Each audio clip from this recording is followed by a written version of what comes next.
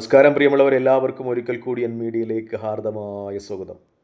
ഇസ്രായേലിന് American president Donald Trump ഇറാൻ്റെ ആണവ നിലയങ്ങളെ ആക്രമിക്കുന്നതിനുള്ള അനുമതി നൽകിയെന്ന് ചില മാധ്യമങ്ങൾ റിപ്പോർട്ട് ചെയ്യുന്ന സമയമാണിത്. ചില മാധ്യമങ്ങൾ അനുമതി നൽകിയേക്കും എന്ന് റിപ്പോർട്ട് ചെയ്യുമ്പോൾ ചില മാധ്യമങ്ങൾ അനുമതി നൽകി ഇറാൻ്റെ ആണവ നിലയങ്ങൾ ഏത് നിമിഷവും ഇസ്രായേൽ ആക്രമിച്ചേക്കാം എന്ന ഒരു ഭീതി അന്താരാഷ്ട്ര തലങ്ങളിലൊക്കെ നിലനിൽക്കുമ്പോൾ തന്നെ ഇറാൻ അവരുടെ ആണവ ഉദ്യമവുമായി മുന്നോട്ട് പോകുന്നു എന്ന സൂചനകളും ലഭിക്കപ്പെടുന്നുണ്ട്. പ്രത്യേകിച്ചും ടെലിഗ്രാഫിൻ്റെയൊക്കെ റിപ്പോർട്ടിൽ പറയുന്നത് ഇറാൻ ഓൾറെഡി ആണവ രാജ്യമായി 2900 കിലോമീറ്റർ ദൂരപരിധിയുള്ള ആണവ ആയുധങ്ങൾ ഇറാൻ സ്വായത്തമാക്കിയതായാണ് റിപ്പോർട്ടുകൾ, ടെലിഗ്രാഫിൻ്റെയൊക്കെ റിപ്പോർട്ടുകൾ സൂചിപ്പിക്കുന്നത്. പക്ഷേ ഇറാൻ്റെ ആണവ മേധാവി പറയുന്നത് ഇറാൻ തികച്ചും സമാധാനപരമായ, ഇറാൻ്റെയും ജനങ്ങളുടെയും ക്ഷേമത്തിന് ഉപകാരപ്രദമായ ആവശ്യങ്ങൾക്ക് വേണ്ടി മാത്രമേ ആണവായുധങ്ങൾ ഉപയോഗിക്കൂ എന്നാണ്.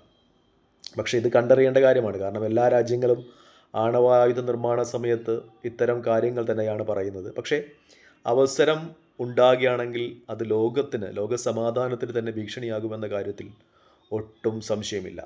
ഇറാൻ ഈ അടുത്ത ദിവസങ്ങളിൽ അവരുടെ ഭൂഗർഭ സിറ്റികൾ, മിസൈൽ സിറ്റി എന്ന് പറയുന്ന ഇറാൻ പേരിട്ട് വിളിക്കുന്ന 10,000 മിസൈലുകൾ സൂക്ഷിച്ചു വയ്ക്കാൻ പറ്റുന്ന അവരുടെ ഭൂഗർഭ മിസൈൽ അറകൾ ലോകത്തിന് പരിചയപ്പെടുത്തിയിരുന്നു. അതോടൊപ്പം തന്നെ അവരുടെ ഖാദർ 380 എന്ന് പറയുന്ന മിസൈൽ 1000 കിലോമീറ്റർ സഞ്ചരിക്കുവാൻ കഴിയുന്ന ഏറ്റവും അത്യന്താധുനികമായ ഖാദർ 380 എന്ന് പറയുന്ന അവരുടെ മിസൈലും അന്താരാഷ്ട്ര സമൂഹത്തിന് പരിചയപ്പെടുത്തിയിട്ടുണ്ടായിരുന്നു. പക്ഷേ ഇപ്പോൾ ചില മാധ്യമങ്ങൾ സൂചിപ്പിക്കുന്നത് യൂറോപ്യൻ രാജ്യങ്ങളിൽ എത്താൻ തക്കവണ്ണം ദൂരപരിധിയുള്ള മിസൈലുകളുടെ പരീക്ഷണ ഘട്ടത്തിലാണത്, അന്തിമമായി വിജയഘട്ടത്തിലേക്ക് നീങ്ങുന്നു എന്ന് ഇറാൻ്റെ ചില റിബലുകൾ, ഇറാനിൽ നിന്ന് രക്ഷപ്പെട്ട് വിദേശ രാജ്യങ്ങളിലെത്തിയ ചില റിബലുകൾ അവിടെ വാർത്താ സമ്മേളനം നടത്തി സൂചിപ്പിച്ചതായ ചില ചാനലുകളൊക്കെ റിപ്പോർട്ട് ചെയ്യുന്നു എന്നതാണ് ഏറ്റവും പ്രധാനപ്പെട്ട കാര്യം. പ്രത്യേകിച്ചും ഈ ഖാദർ 380 എന്ന് പറയുന്ന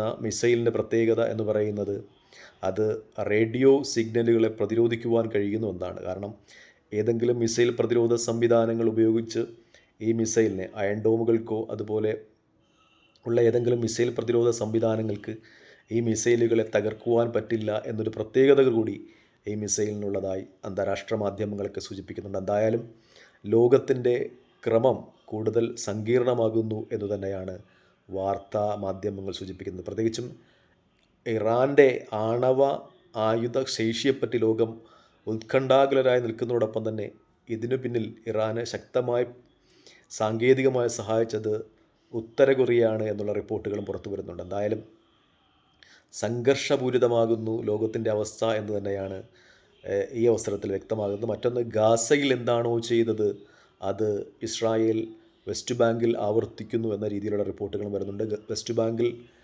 ഇസ്രായേൽ അതികഠിനമായ കുടിയേറ്റങ്ങൾ നടത്തുന്നു, ജൂത കുടിയേറ്റങ്ങൾ നടത്തുന്നു എന്ന രീതിയിൽ റിപ്പോർട്ടുകൾ വരുന്നു. ഗസയിൽ നിന്നെന്ന പോലെ വെസ്റ്റ് ബാങ്കിൽ നിന്നും ആളുകളെ പിടിച്ചുകൊണ്ടുപോകുന്നു, അനധികൃതമായ തടവിൽ പാർപ്പിക്കുന്നു എന്നുള്ള റിപ്പോർട്ടുകളും ഒക്കെ പുറത്തു വരികയാണ്. എന്തായാലും സംഘർഷപൂരിതമാകുകയാണ് മധ്യേഷ്യ എന്നാണ് ഒടുവിൽ കിട്ടുന്ന വിവരങ്ങൾ സൂചിപ്പിക്കുന്നത്. തൽക്കാലം ഈ വീഡിയോയുമായി വിടവാങ്ങുന്നു. മറ്റൊരു വീഡിയോയുമായി കാണുന്നതുവരെ പ്രാർത്ഥനയിൽ ഉൾപ്പെടുത്തുക. നന്ദി, നമസ്കാരം, ജയ് ഹിന്ദ്. വീഡിയോ ഇഷ്ടപ്പെടുന്നുണ്ടെങ്കിൽ ലൈക്ക് ചെയ്യുക, ഷെയർ ചെയ്യുക, കമൻറ്റ് ചെയ്യുക. മറ്റൊരു വീഡിയോയുമായി കാണുന്നതുവരെ പ്രാർത്ഥനയിൽ ഉൾപ്പെടുത്തുക. ജയ് ഹിന്ദ്.